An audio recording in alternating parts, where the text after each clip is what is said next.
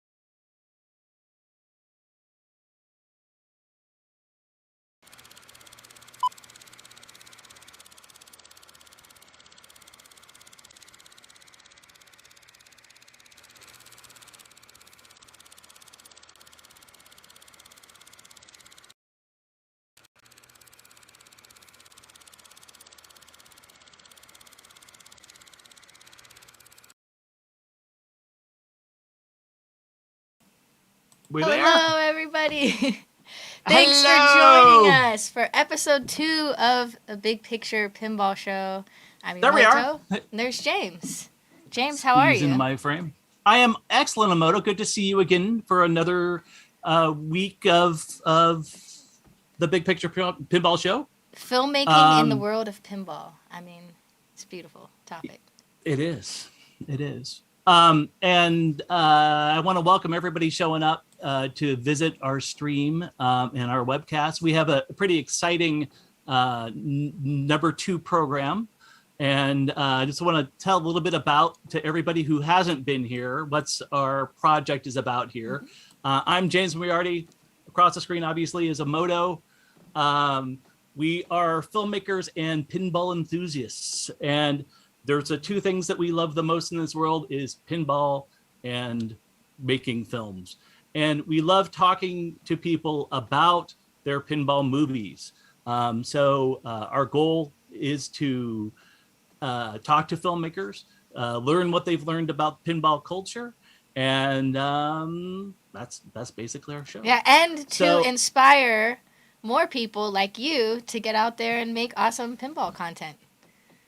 We love pinball, and we love learning about pinball and learning about how you play pinball and the people you play pinball with. All good. All good. So, our first episode, we hung out with Todd Tuckey from TNT Amusements. That was a really fun way to start off this show. And tonight, we have a very special presentation. Do you want to tell everyone what it's about, James? We are going to learn Hi, old school, all yeah. the things about Spooky Pinball. Dana and Joe Reeves are here. They have made a wonderful documentary called The Things That Go Bump in the Night, The Spooky Pinball Story. So we're going to screen a little bit of their trailer and talk to them a little bit about their show, as well as we have a very exciting special guest. Good old Charlie Emery. We're looking Charlie Emery from Spooky Pinball is here as well. So we have a lot to talk about. So Emoto, if you could roll their trailer and learn a little bit about their story, and then we'll get back and talk more about filmmaking and pinball. Absolutely. And everyone that's watching in the chat that's just joining, feel free to use the chat box to post all your questions. When we get into the Q&A section, I will be saving all those questions for that moment in time. So start thinking of your good questions. And hopefully y'all have watched this film before, but if not, enjoy the trailer, and then you should watch it after this show. And then one more incentive is that the best question will receive some swag as well. So have some competition. Get in there and ask all the questions you like. And then at the end of the program, we'll pick a winner. Awesome. All right, I'm going to the trailer. Do the trailer.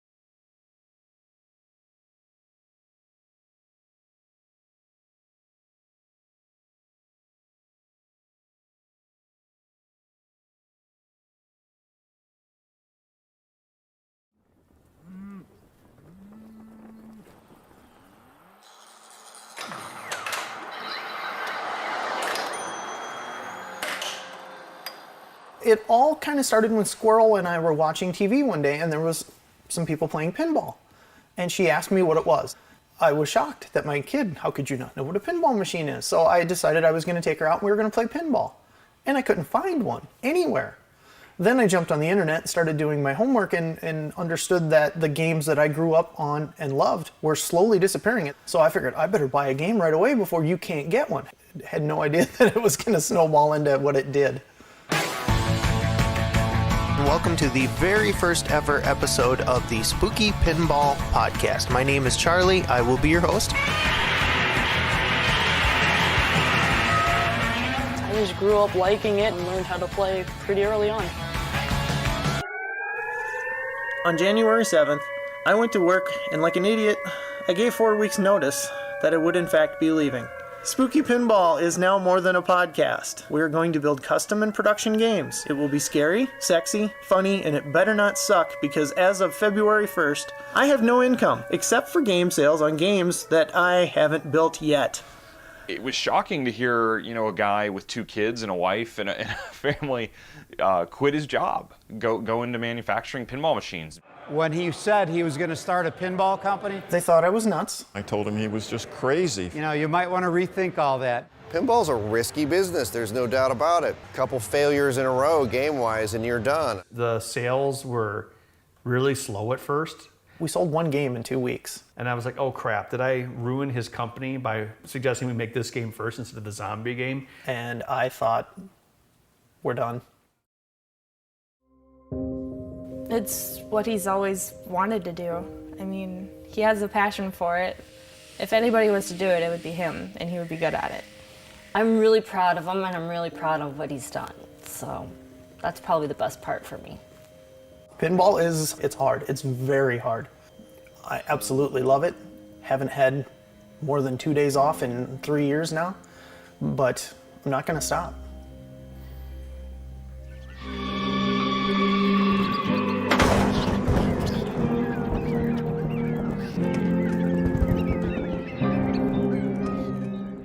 Spooky Pinball documentary? The f***? Jesus.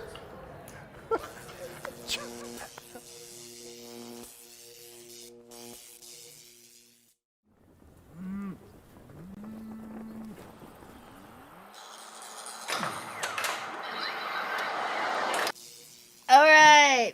I love that trailer. I feel like it captures so much of the documentary in just that 3 minutes. So let's welcome everybody. Go ahead and unmute if you are muted. As you can see at the top left is James. I'm right here, Emoto, and then we have Joel and Dana Reeves up at the top right.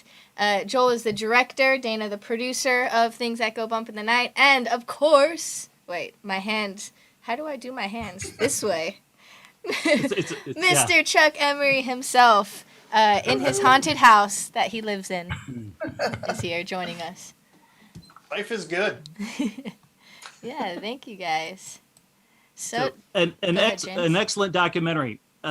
Again, the Spooky Pinball Story is a well-known story to pinball enthusiasts out there. Your documentary has done a really good job as far as documenting the process of Charlie and creating his spooky pinball business. But I want to ask some questions about our filmmakers. How did you come into making this film? As far as what made you decide, outside of the excitement of what was happening in that culture, to document it and get it out there to the world? Can you tell us a little bit about that process? You want to talk? Oh.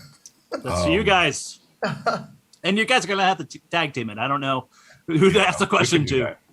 In 2015, the pinball world was kind of going through some ups and downs. There were some companies that were coming in and going out, and there was some pre-order stuff and some shenanigans. Yeah, I guess we can leave it at that. And like, not a lot of positive news, and we just kind of recognized what a positive story Charlie and Bug and Squirrel and KT were in the pinball world at that time.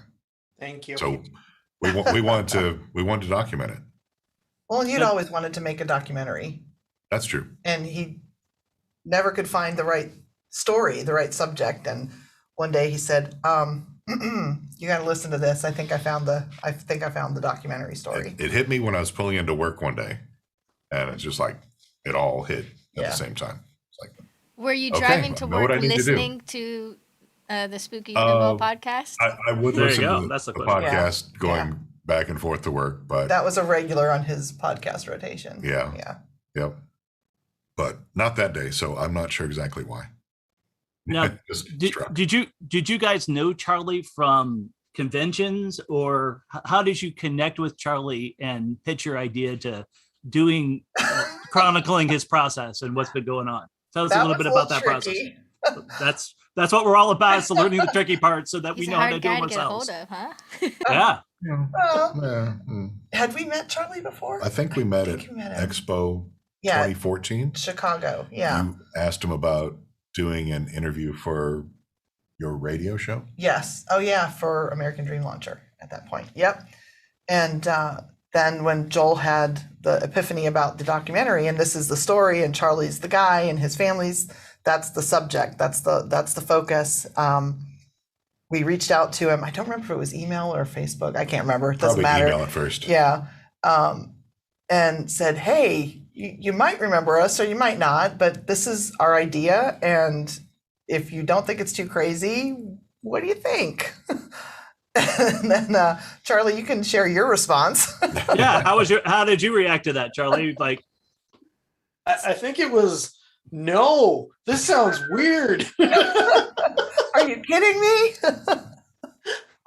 We had actually reached out to Charlie, and when we were doing the Kickstarter for SFGE, Represent. I emailed him one day and asked if he could help us promote the Kickstarter and get some more awareness done. And he's like, yeah, okay, how's tomorrow sound? I'm like, okay, yeah.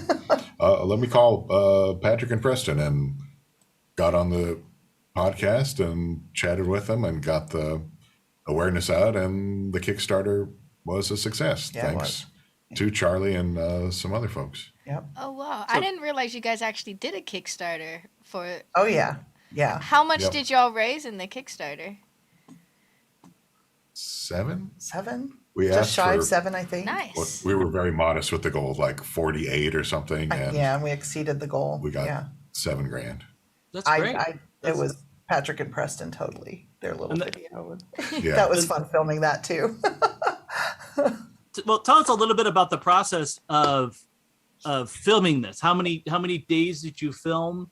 Yeah, what was Did the or production? did you All come of and go? Tell us all of them. Yeah, we want to know what you felt, Charlie, Charlie, to yeah. people coming Did you into put your them up, house, Charlie? Do following you have a spare bedroom that they filmed in, or? They were No, in our house. They were in our workshop. They were in our town. They Well, were Charlie, in yeah. restaurants. They People followed coming- us places. We It was, interviewed the guy at the bank. We Big interviewed celebrity, yeah. city manager. He was the best. He was awesome. I love that Yeah. guy. He's so supportive. He's supportive funny. of you He's guys. So great. He's a- No, he He was buy the first game on the line. Yeah. he was definitely a huge supporter of him, and yeah, that was a great interview. Great idea to approach him.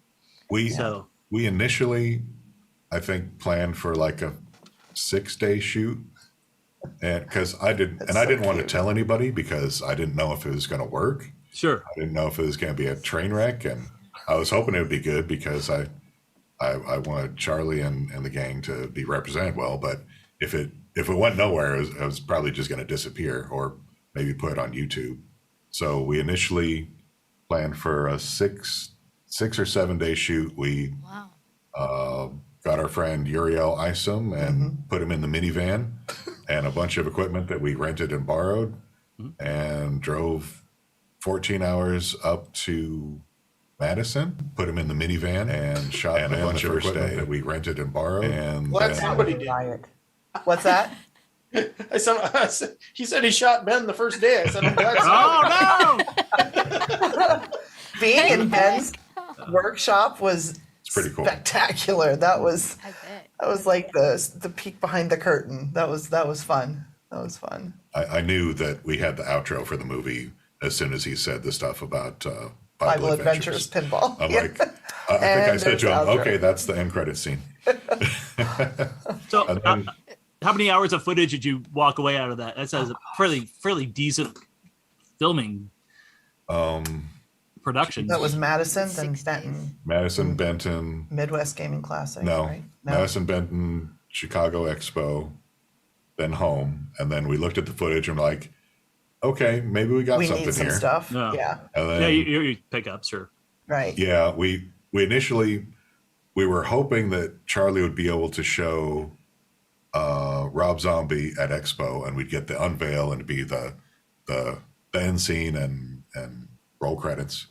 And then that got pushed back a little bit, and then we had more stuff to film, and then we went to Midwest Gaming Classic in April of 2016 and got some stuff there, and then we heard about an open house that they were throwing in July, so we're like, We're going back to Benton. we had moved to Nebraska by that point, so it's shorter drive. Yep. And went back to Benton for that and got what I was hoping was the end scene of Charlie thanking the folks at the party, and then it kept going. It just never stopped, right? It never does stop. Yeah. No. I noticed that in the he- documentary. It definitely seemed like it wasn't all shot at once. because No, I know the definitely progression not. of watching Spooky grow, and it was like, oh, Right. that's when they You can came watch- back. Oh, you can that's watch when they Bug came grow. back. That's Right. when they came back. Right, you can watch Bug grow. That's Bug- right. Bug's a kid in the Yeah. first interviews. Yeah, that was Definitely. fun.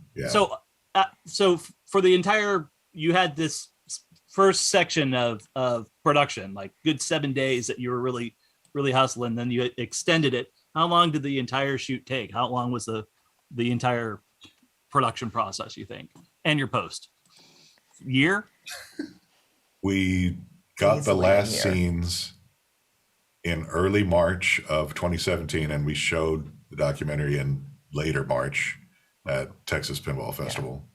We went up to Minneapolis Oh, right, to right. get the footage of the Bill Paxton pinball and got a couple other things, and then got an interview with Jack Danger that kind of tied the whole Benton thing together. Yeah, I noticed over- that was awesome. you had a lot of great interviews with a lot of great people. I was wondering how you got them all, but it was just being Email. We just lots asked. and lots of emails. Yeah, sure. We just asked. Yeah. Yeah, and almost pretty much everybody. I don't think we got a no from anybody. Dana's very persuasive. Whatever. You're We just hired. asked. And Ah, we sure. figured the Well, worst that can happen is they say no. You know, And they all said yes. they all said Yeah. yes. Well, Yeah. it says a lot about your community too, and a lot about Says a lot the people. about that guy. Yeah. Yeah, about that about guy, Charlie. the guy Yeah. in the square. Yeah. Yeah. Yeah. I have a quick question for absolutely. Charlie. So you guys took, it was about 2 years time span of you going back and forth and filming with them, right? Charlie, what was that like for you to have a film crew just invade your life, so to speak, you know, and follow you around? Like, your family, were you all excited, or do you remember? Yeah. I mean, I honestly didn't know what to expect. I mean, it's a film show you're doing here. I love film, but I'd never ever thought I'd be part of a documentary. And to me, like, even to this day, the weirdest thing is people will come up to me and go, I saw the documentary you put out. And I'm like, I didn't do it. I don't like myself that much. Sure. and it's a unique experience, to say the least. And, you know, I haven't, I'll be honest, I haven't watched it in probably a year and a half or so. Like, we'll have friends over and then somebody will see it on the shelf because I still have a copy sitting there, and they'll, oh my God, you've got this, and they've got to throw it in. And then I have to sit and watch my story again. And it's weird, but It's great. like Dana and Joel were saying, to watch our kids go from these little kids and they're literally on the floor running departments now. And, you know, my daughter's out of trade school and my son's out of trade school, and Bug was actually one of the designers on the last game. It's just, it's come so far since the film that I don't know what to think sometimes. I mean, it was a weird process. Would you have until them come somebody's back for more? Yeah, Because, where's the like, where's the where follow? the movie Where's part ends, two? it's We've just like, talked about that, haven't we? you know, Yeah. we need the rest, That- part that was- 2. Yeah, that's exactly. That's how He's that's how I silent, felt. so It was he's like, thinking about it. wow, there was a lot going on there. What happened? Yeah, and it exploded from there. It How really how, did. how was the film received by your community? You said you showed it at some shows. I noticed, you know, I downloaded it off Amazon. That's you know, pretty amazing to have a product out there for everybody to see on Amazon. So how did you distribute it? How did you feel like once you got it out there that it was received? And Well, Pinball Life was super helpful. They were so generous and bought, you know, how many copies? A couple hundred, maybe. Yeah, a couple Wow. hundred that he Nice. sold through his store, which helped a lot. And Amazon was a learning experience. Yeah. Trial and error. Vimeo was the other one. So Vimeo. yeah, so no, Amazon's been the best so far, and we put it on Amazon Prime. So we just wanted everybody to be able to, you know, watch it if they could. And We put it out there during lockdown, so Yeah. hopefully keep folks entertained a little bit. right. So that's really word of mouth. And I mean, we sent people a lot of links. Yeah, I mean, our goal was, so a little backstory on us. We have a marketing and media business, and we work primarily with small to mid-sized companies. And one of my passions is success stories of small business owners who have done exactly what Charlie has done. There you go. And Joel feels the same way. And we're always looking for those stories. And Chuck was like it. He was like the perfect, you know, I'm going to give up everything that I've worked for and take this chance. I mean, it is the American dream, right? We're going to take this leap and the net will appear, right? And you know, we've always been creators and producers of all kinds of different content, and Joel's been in video and film his whole career. So us doing a documentary together was kind of like, we have no idea what we're doing, but we're going to figure it out as we go. And we did. There. Yeah, we'll get there. So seeing the evolution of Spooky Pinball while we were filming, like before we even started filming, but then while we were filming, seeing what's happening. I mean, we were, you know, as a filmmaker, you want to be objective, right? And we would have to check ourselves once in a while. Going, we tried to be okay, objective. we tried really, but even after we were done, and it was all done, I mean, because we wanted to tell an honest story too, right? And I think we got some of the behind the scenes struggles and the emotional toll that starting a business takes on a guy and his family and the sacrifices that are made. I mean, because that's real. And, you know, we went through that starting our own business and we still go through it, you know, different growth periods and, you know, dips and whatever. But even now we're like cheerleaders because we see Chuck building this business the right way. And it's relationships and delivering good, solid product and great customer service and building a team.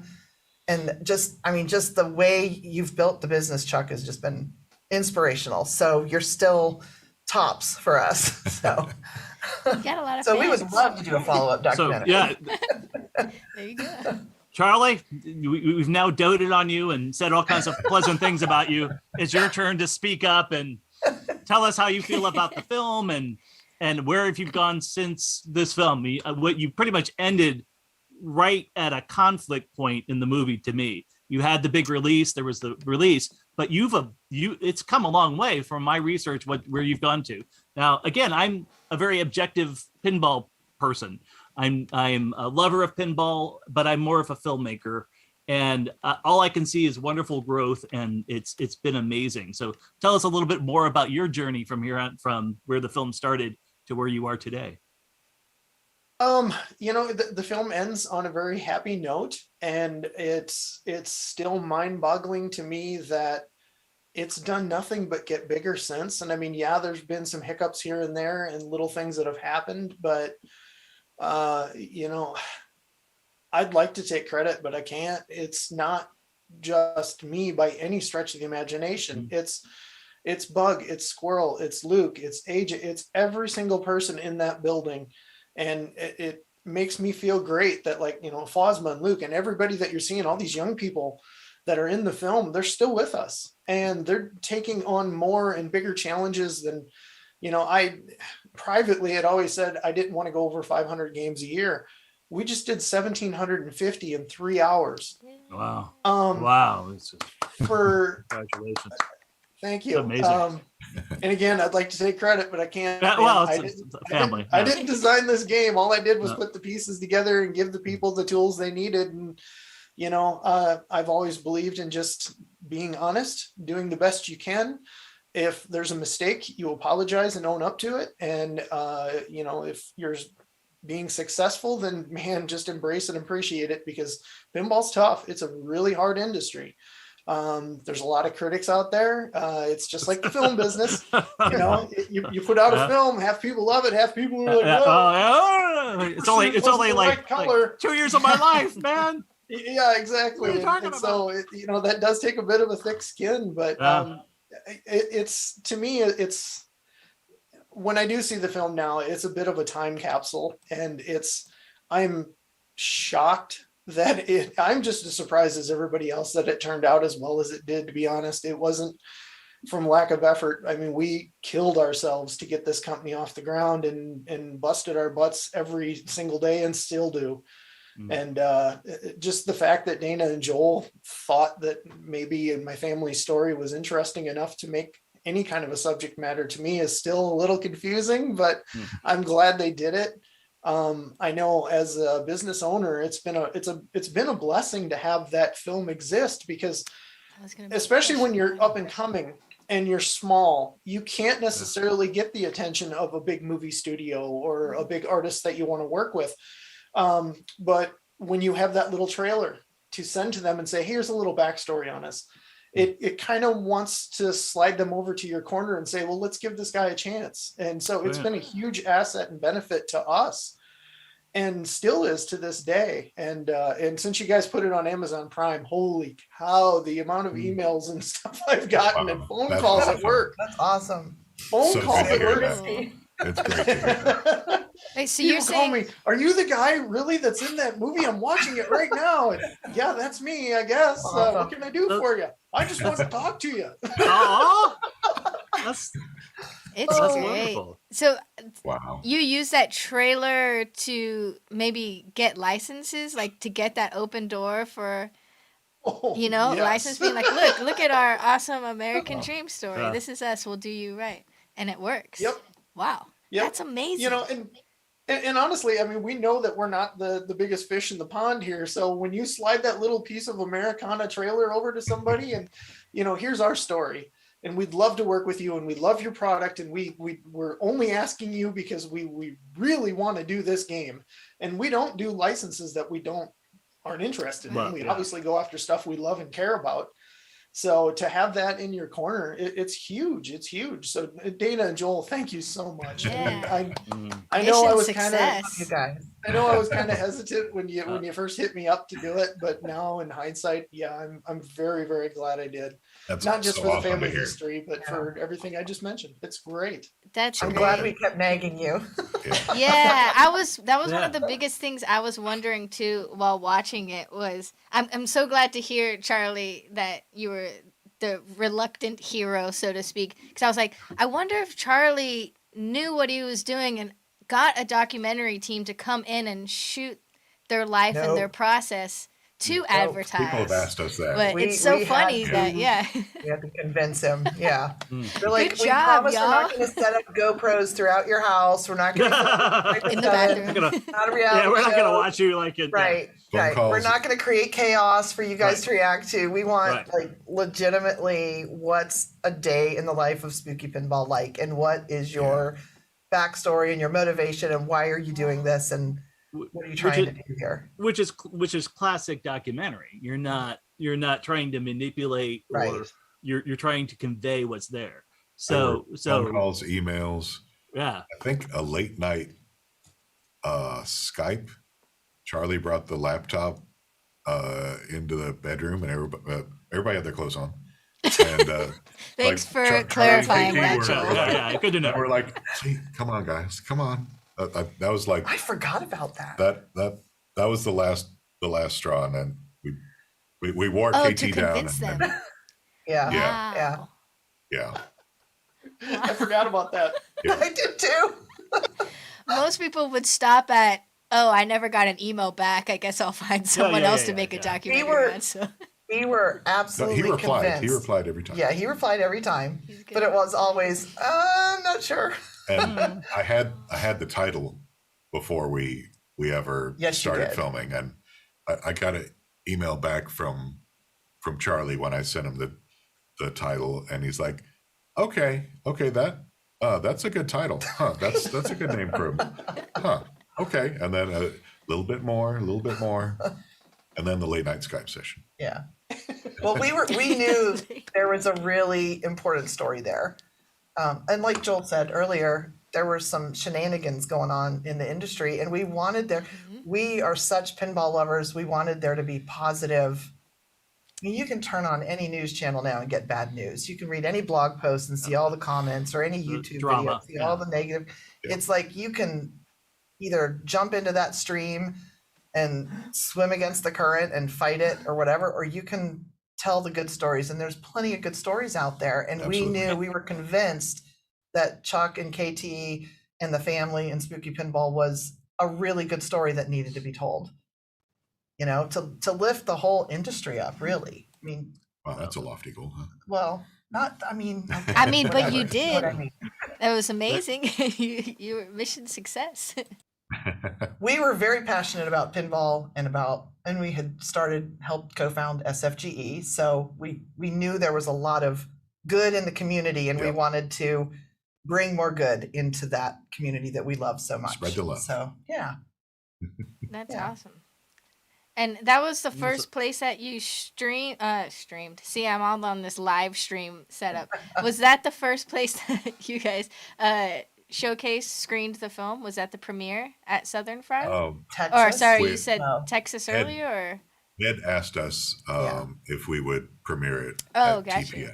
Nice. Now remember, Joel said earlier that he finished filming in early March. Right, you had a time crunch. March, and Texas was later in March, and he's like, "Oh my gosh, how are we going to do that?" That's how things get done. Let's be real. Yeah, and he did it. Finished Sleepless nights. Yeah, the sleepless day nights. before we left. Yeah. If Ed hadn't have done that, you might have spent a whole nother year filming at Spooky. Because an editor's never done the product just escapes. Right. But the reception at TPF was amazing. That was awesome. Yeah. We and Charlie and the family and Spooky Pinball got a standing ovation. Aw. Yeah. That's wonderful. That was amazing. So cool. you talked about seeing your movie on a marquee. Can you describe that experience? That was in Platteville. Yes. Yeah. And that Charlie, you saw this marquee as well. You were there for this. You went on tour with them for their. That was. Did you get a bus? Did you get the tour bus and film festival? They came up to tiny little Southwest Wisconsin and picked the little family-owned theater. It couldn't have been any more appropriate in Platteville. The place was adorable back town. in the the place is like 70, 80 years old. Yeah. Oh, neat. It's awesome. You look up there and you see, things that go bump in the night on the marquee, and it's just cycling through, and it's like, whoa, that's kind of weird. And then, there was people there. There was pinball people. There was local people. There was family. There was friends I worked with in high school that I hadn't seen in forever that just showed up because they heard that there was a documentary about Chuck. What is it? No, we got to go see if this is real. Sure. And it was a surreal experience, but I still don't know what to make of all this. That was fun. It was fun. It was a lot of fun. He It brought couldn't have been some any more kids over to the appropriate. theater, and everybody got to play some stuff. Yeah. It was great. Yeah. Hey, Amoda, do you want to open this up to anybody who's watching? Do we have any kind of feedback from our community? Absolutely. We have some questions coming in from a lot of great people. So to let everyone know in the chat, go ahead and drop your questions in for Joel, Dana, and Charlie. We're talking about Things That Go Bump in the Night, a Spooky Pinball Story. It's a documentary about the birth of Spooky Pinball. Hopefully y'all have watched it before. If not, it is on Amazon Prime, and I'll drop a link in the chat. But if you write in the chat questions for them, and at the end of the Q&A session, we're gonna let Joel and Dana pick what their favorite question was, and that person will win some swag. So you guys have to remember too. That's the hard part. Yeah, you Trying to gotta remember. remember Is that my which favorite question was awesome, and don't get too caught up in the moment. I see your question, Kelly. So I'm going to go from the beginning. So the first question I got in was from Chum Bucket on Twitch. It said, is Charlie expanding his business, offering greater numbers for each run? So you kind of touched on that earlier, Charlie, but if you want to answer again. Yeah, the Spooky Pinball business model has always been kind of slow, steady growth. And that's frustrated some people in the past, that if we put out a really good game and, it sold out quickly, we keep upping the numbers. The problem is they still keep selling out. Oh. So, Rick and Morty was 750 units, which was, at the time, the biggest license we could even imagine getting our hands on, and a thrill to work with Justin Roiland and Cartoon Network and Warner Brothers and everybody involved. But when we jumped to Halloween / Ultraman and went 1,000 units over that, we thought, this is going to be old school. We're going to go back. We're going to hit some shows. We're going to work. We're going to sell games. And that didn't happen. They sold out even faster. So good good problems to have. Ah. But I will tell you right now, the plan for the next game, and the minions are the ones driving all this. They're the ones ramping up the production, reorganizing the production line. We're expanding the shop again, which is like the fourth time in 8 years. But yeah, we're gonna try to go even bigger on the next game. So doing what we can. More? Oh wow! So what do you think? Can you say a number? Can you like we're gonna make 5,000 units of the next Spooky Pinball title? Oh Lord! Again, slow, steady growth. You know, lofty goals here. Come on. We've had a real good habit of under promising and over delivering. So I'm telling you that the next game is going to be higher than 1750. Now, is it going to be 5,000? That's probably one more building away. But with we'll it see. being the next game, if you don't do the split title, right? So you did Ultraman was 500, and okay, cool. I like it. I'm excited. I said we'd never do that again. That was a mistake. Never say never. Exactly.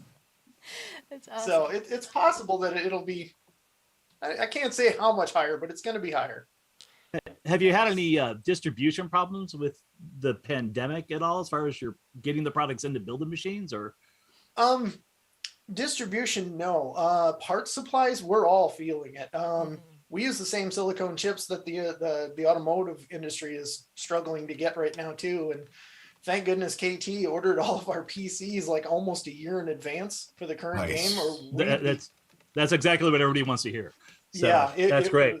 Yeah, it's freed up more capital to, and just a small nod, when Dana and Joel were talking about interviewing the bank president, buying that first game in tiny little Benton, our budget that day, and I am not joking, was $0. So when he bought that game, it bought us like 2 weeks to get the next game done, and gave us just enough money. So it's been a steady evolution of all of that. But yeah, I mean, we're dealing with, the pandemic stuff just like everybody else. Glass prices have gone through the roof. Wood prices are going through the roof. Parts are getting harder and harder to get, but we've been lucky enough and proactive enough to have a secondary source for everything as best we possibly can. All of our electronic boards are actually made here in the United States, in Texas. Very little of our stuff comes from overseas, and we do that by design. I would rather raise the BOM just a little bit and help people that we know and trust and know that we can depend on, that when something like this happens, they can find quick solutions. And so far we've been pretty lucky. Right now, I think the only thing that's not in on Ultraman / Halloween are the shooter rods. They for whatever reason they're a little bit behind, but so you could say 99.9 made in America. Just put a little stamp inside the game. Hide it like they hide little things inside the game, just like big thumbs up to America. Yeah. I we think try, man. We really do. I think that's awesome everything too. Chuck just said. Everything he just said is just part of the reason why Spooky Pinball is such a great story. Yep. Yep. I remember when I interviewed Chuck in 2019, you had said something like your company, Spooky Pinball, has the most employees of Benton, or something along that lines. Like you employ the most people in your city. Or, you have that number on your poster. I wonder if it's gone up, the Benton number, because of you guys. Population. The population number on the sign as you you come have to in. make more Bentonites It's like you got to work for spot it out. Spooky. But Spooky, keep it. No, it's still the same. It's Same still number. right under 1,000. But yeah, we actually have. We used to joke about it. We were ahead of the Zephyr Depot, which is the gas station, and I think they had 4 employees. Well, we finally caught the bank, so we passed them, and we're second only to the public school in town for. Now, how many employees do y'all have now? How big is your team? It fluctuates a little here and there, but about 30. Wow, So that's amazing. Yeah. Oh no, when I couldn't afford to pay myself. 30 is amazing. It's like, whoa, how are we doing this? I've got a tidbit I should probably share. Please. Please. First day walking in to shoot, we opened the door, walked in, and I was hoping to hear like bang, bang, clack, clack, like all the sound effects that I pictured in my head of what the factory would sound like. And I believe Charlie had lost a couple employees the day before or the week before, and it was down to him and Luke building games the day we walked in to shoot the documentary. You remember that, Charlie? I do. Of course he does. Like I do. And Luke's still here. Never before heard. He's still there. Yep. Yeah. He and my daughter just built a house together. Wow. Wow. When we heard that, we were like, "What? They were just kids." Oh my god. Yeah. Wow. Exactly. Oh. That's so cute. My, how things have changed. Uh-huh. It's amazing. Yeah. Awesome. So going to more questions.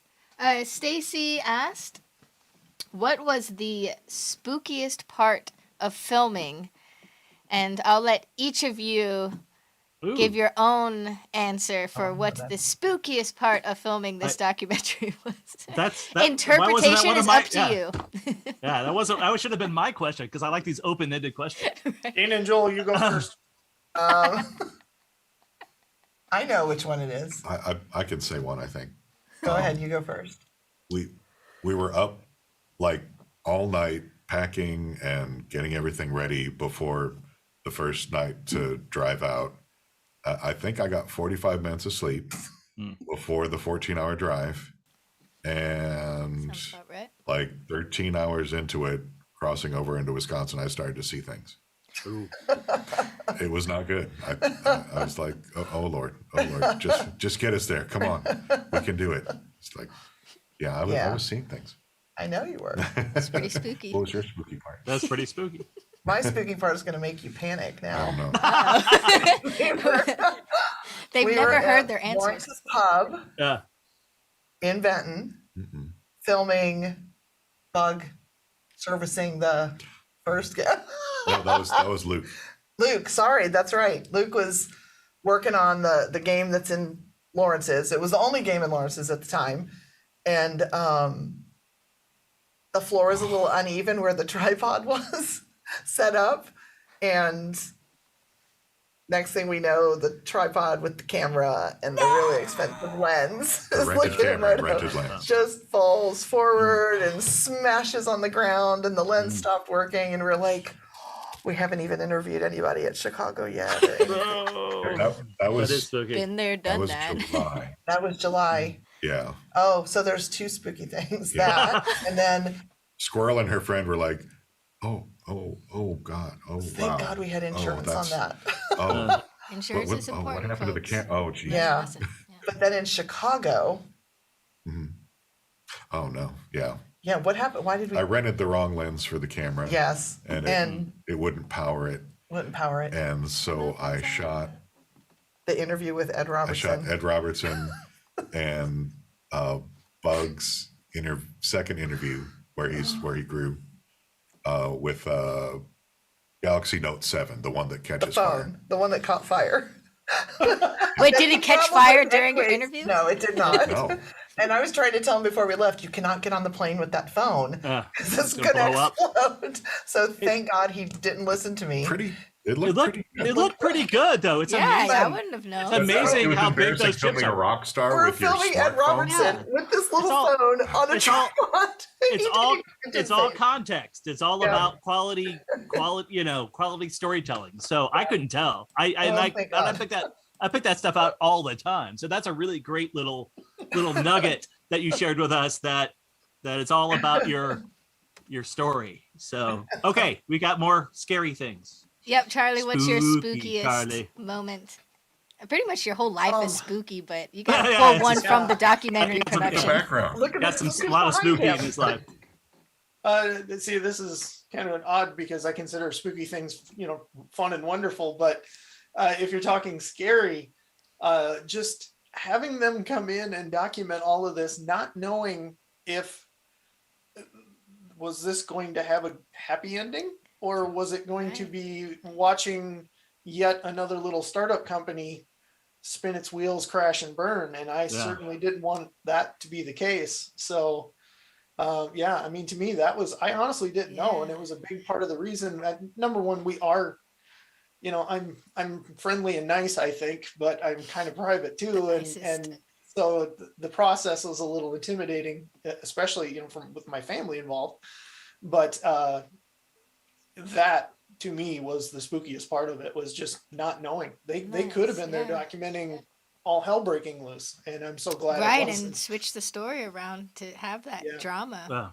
Yeah. We're so glad you guys were so vulnerable. gracious and open and comment. You were just, and you didn't try to hide anything. You didn't try to sugarcoat or anything. You were just totally like you are. You were honest and open. Here it is. And thank you for being so gracious and allowing us to tell your story. Here's the Rob Zombie Whitewood that nobody's seen. Right. I'll let you guys Don't look leak at it.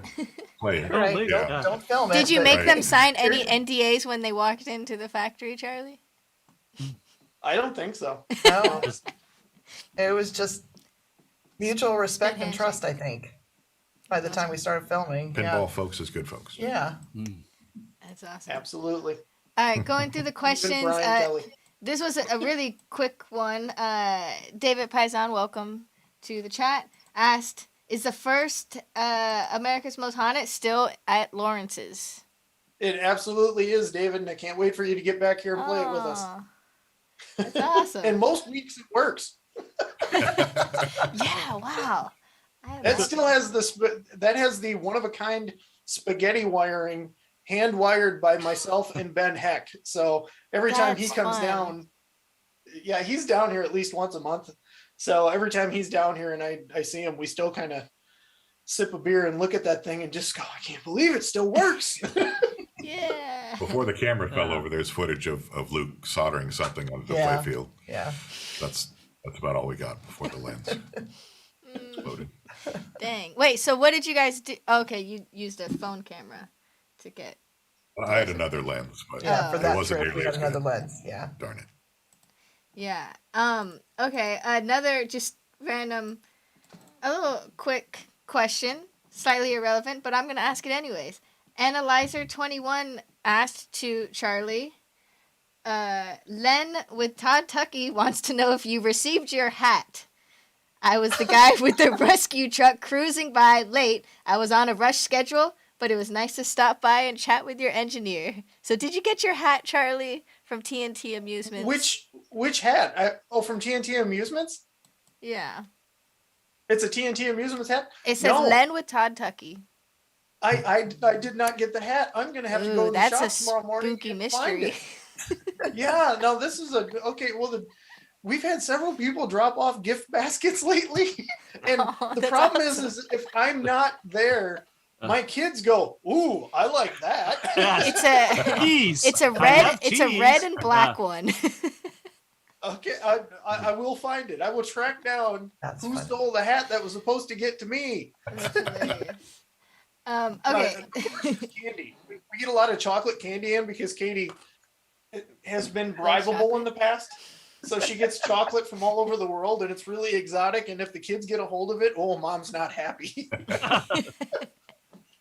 They send the candy and then they ask, "Can I get production number this?" Give me production number Pretty 666. Right.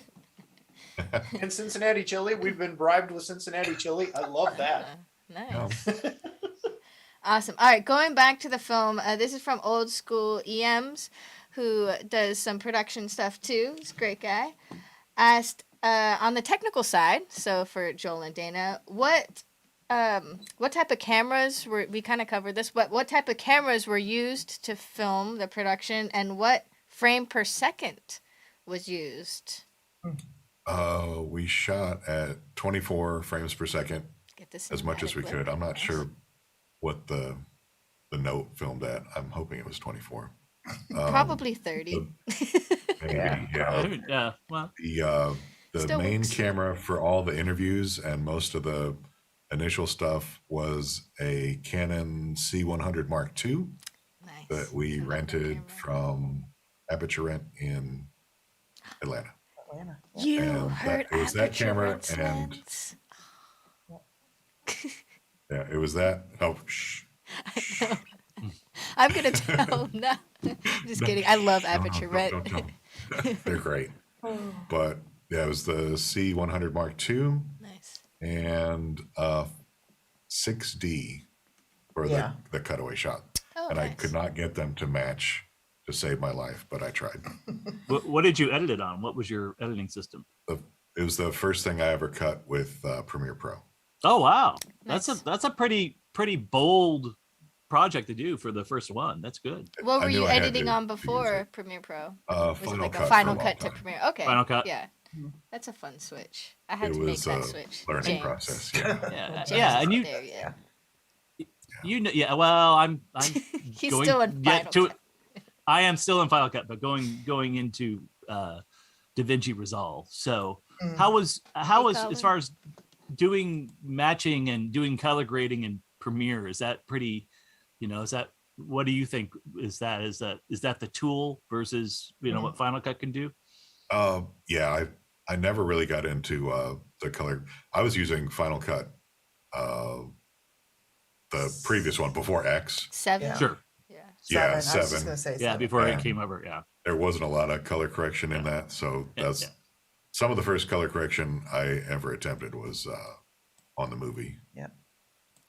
Well, Nice. it looks good. It looks tried. solid. Everything looks nice and tight. And also was, from old school, if you can remember or if you tracked it, about how many hours did it take you to edit the film? Oh, for editing? I never track it wouldn't because I even- never want to know how much hours. Right, I always You're supposed to, though. underestimate to get the project and miss it. Yeah. couple hundred Yeah. off and I was on, gonna say, maybe. Yeah, a couple hundred. Yeah. Yeah, On the low Easily, end. right? Yeah, Yeah, right? it was over the course of a year and a half. Yeah. Almost 2 years. Because he edited as we filmed pieces and kind of tried to get like a rough cut put together the And whole then time. You were I- kind of building the story in your head, Yeah, too. I didn't have a lot done, and then Charlie kicked me in the butt, and he's like, when are we going to show this thing? Ah. It was like September of 2016, and I was like, oh geez, he wants to show it. I'm like, what should You need that call. So like every night I'm editing Editing, 8 or 10 hours, Yeah. trying to get the first rough cut done so we can show it at Platteville. And Yeah. thank goodness he did that, because it might have sat around for a while. 'Cause Thank you for kicking him in the butt, Yeah, Chuck. I didn't. That's I was so like, important. That's great. That's Yeah. so important to have, You think Yeah. you're nagging, but you're not. You're just reminding Yeah. us what's Thank important goodness. and to focus, right? Going off of that too, actually, when I rewatched it a few weeks ago, I noticed in the opening credits that Charlie and Bug and Katie and everyone had lots of titles in the production. I guess that's where I kind of got, did Charlie request to make this documentary type of thing? So you guys were listed as crew members too. So do you guys remember what their titles were? I feel like there was like graphics or something. So like, did they help beyond just, Charlie calling and being like, They gave me a to- camcorder to shoot behind the scenes with. Yeah. And I'm Oh, sure it was all cool. terrible.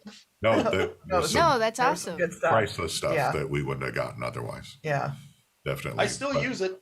So you left That's them awesome. with Good. cameras to Awesome. just film on their own too. A camera. Send Yeah. it to him on Yeah, Amazon. not plural. Yeah. Yeah. I still have Charlie's address in my Amazon. Well, Charlie's old address. Oh, Yeah, that's old awesome. address. Yeah, we need to update that. Yeah. That's But, a really Yeah. cool idea to do. we that. asked, we didn't have a lot of crew working on it. It was me and Dana And and Uriel for the Yeah. first 7 days. And after that, it was me and Dana. So you have to have opening credits, right? So Yeah. you I gotta like. have some you- people. did I on always there. give I'm my like, dog a yeah. credit. We padded it a little bit. Did you send out for those credits? Those are really well done credits. I was Uriel. thought those were very professional. Yeah. our camera guy, awesome camera guy, Uriel did them.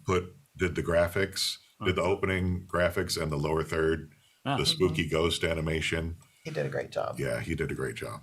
Now, Spooky's Ghost's got a name, correct? What was we had talked about this right before the show. I was establishing that the Spooky had a little name. Your ghost. Yes, he is. Oh, His full name is Lemmy von Ghostenheimer. Named after the late and great singer of Motorhead, Lemmy, because he passed away, and we were having a contest naming the ghost. Oh, And, that's cool. Yeah, and somebody came up with that, and actually it was my insurance agent, Dave Anderson, came up with that, and he won the contest, and he's been Lemmy v Ghost ever since. Perfect. Now, podcasting and streaming live content's all the rage now. But Charlie, you have been in this field for years. You had a podcast before the video streaming. When you were building your clientele for the sale of your product, and you finally broke free and decided to make your games, how much of that viral media helped you in your business, you think? Absolutely immense. And we're admittedly still behind the curve as far as like YouTube content and things like that. But when you have people like Emoto and Jack Danger and they kind of come to you to help, they need content. We sure appreciate the publicity and the help getting the word of Spooky out there to everybody. And like I said, every game that the numbers have increased, we've kind of expanded that audience. And even today, like a lot of people that bought Halloween and Ultraman they weren't aware of us. Right. So, I mean, that stuff is absolutely massive. And it's kind of strange when we're talking to licenses and artists, like, you're talking to Alice Cooper and Rob Zombie and stuff like that. And they're like, well, how are you advertising this? And I'm like, we really don't. Because the pinball audience will find us. Moto and Jack and everybody that's involved, and they all the podcasts want to talk to you. They want to show your product, and so it's huge in pinball. Are you kidding me? It's massive. And at the same time, thank you for being here with us tonight too. So thank you for giving us your time and pinball and film. I love both of those things. Oh yeah, yeah. So speaking of which, that's a good segue. Kelly Daniel asked, and I kind of asked this earlier too, but we'll ask it again. Will there be a part 2 to this documentary? And if so, what would the title be? You guys can go ahead and pick a faux title. Come on, that's. We're not trying to put you on the spot, but we expect a part 2 in at least 3 years. Give us Start filming. Not 100% on part 2, but we'll see what happens. We'll let everybody know. Part 2 will be called Things That Go Bump in the Night. Charlie's Tired. I think we need some more emails and calls, late night Skype calls with Chuck. Yeah. Yeah. Working title. Sure. Yep. Working titles. Chuck is tired. Yes. Bug takes over. I'd deny that if it weren't true. that kid's like, come on, old man, keep up, let's go. And I'm like, Youth does so I guess the answer is we're not saying no. Right. Never say never. Never say never, right, Chuck? I heard that earlier. I love it. Sure, yes, never say never. Yeah, right? And good Charlie's good to go, so you're ready. Awesome. And another question we have from Paisan, which is, who's going to MGC this year? Is Spooky gonna be at MGC doing anything this I don't year? know yet. I don't know. I honestly do not know. Actually, I just had Dan Lucen reach out to me today, and I passed it to the team. Nice. To be completely honest, the kids have been doing most of the shows. The Minions, AJ and Luke, and Bug, and our new electronics engineer Dylan, who just moved here from New York. Well, he was from Pennsylvania. He was working in New York. Came to Benton because he wanted to see what big city life was like. Culture They shock. drove all the way out to Allentown. They drove all the way down to Southern Fried. They were just there again. Another nod to Dana and Joel. They're doing a great job, by the way, Charlie. We saw them at Allentown and at Southern Fried, and it's so much fun, working with them, and there's always crowds around y'all's new games, and they're doing good. So we want to see y'all at MGC. We, as Marco, will be at MGC, of course. That's one of our favorite shows of the year, and we plan on doing some big stuff, so you guys gotta come. That's a huge show for Marcos. They have this booth that is the size of the room. Yeah. Yeah, and It's hopefully pretty it'll amazing. be. There's a lot of big stuff talking about for this year. I actually have never been to MGC, so it'll be Oh, it's my fun. first It's a time. good show. It's fun. So I Yeah, look forward huge. to starting that planning.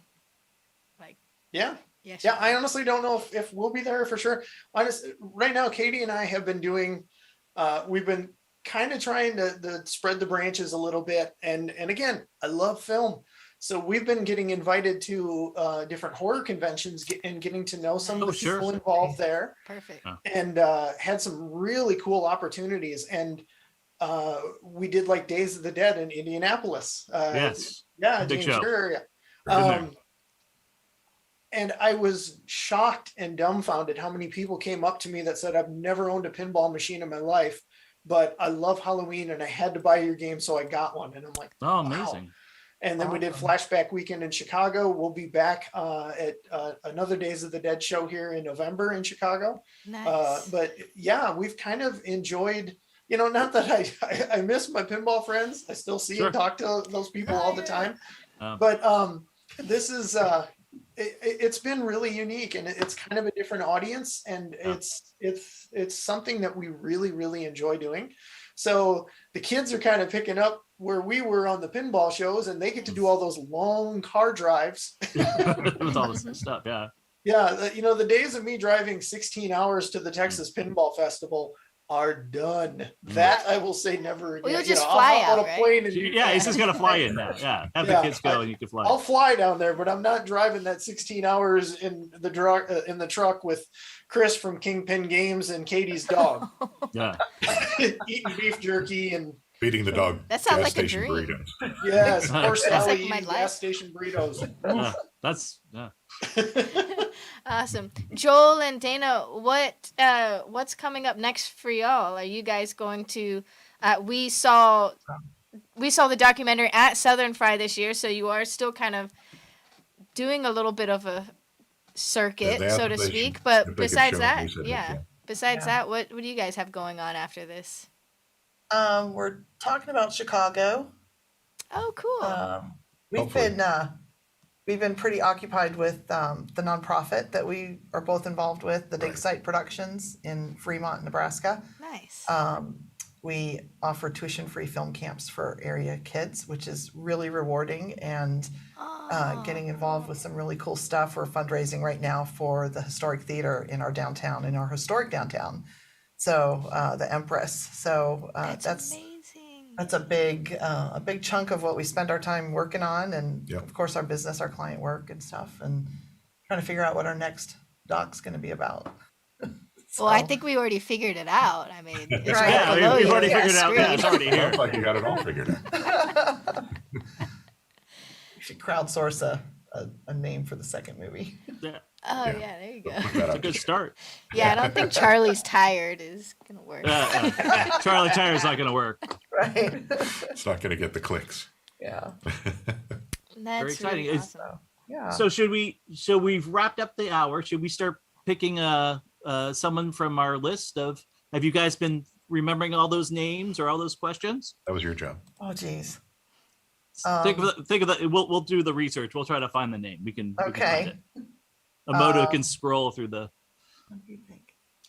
I like the spookiest part of filming. I knew you were going to pick that one. That was a good one. That was my favorite one, too. I was That like, was a we good got one. some Yeah, really I like dynamic that one. answers with that question. Yeah. It opened up, that led to some fun stories. Sorry to bring back Joel those hallucinating on the road. Too. Yep. Panic attacks about broken lenses and filming Ed Right. Robertson with a cell phone. That's- Yeah, I think that's our favorite. Anything to was get pretty the good. shot, right? Yeah. That's awesome. So Exactly. Anything. the person who asked that question was Kelly Daniel on Facebook. So Kelly, if Congratulations, you- Kelly. congratulations. Nice. If Thank you Kelly. are Golf clap. still here, say hi in the chat and then send us your shipping address to marcotv@marcopinball.com, and then we'll follow up with you and get you some cool swag, which is going to be a signed and autographed DVD of things that go bump in the night. And also, we'll be sending you a swanky new Marco Pinball hat. A very rare Awesome. copy of things that go. A like very that. rare Right? copy. Yeah, they Yeah, are. limited Getting, edition. it's an It's a LE. limited edition. Are there any left anywhere? There's Yeah, see, Charlie some in our wants basement. one. Charlie, yeah, I got one. I'm good. I got one. We were going to send him one, but he's like, no, I'll No, find it. Your Okay. local library needs one. The Benton Library needs one. Sure. There you go. Libraries like love. 10. Yeah, I think we have libraries. like 10 left. Libraries love DVDs, so I get it in don't there. want to be the guy that at Christmas you get a gift from Charlie and it's my story. In your story in the stocking. Yeah, That's a great idea. Great idea. I feel we can get closer if you just know this. Here's my backstory. Shot for It's shot. Bond. Yes. Yeah, just set up the trailer.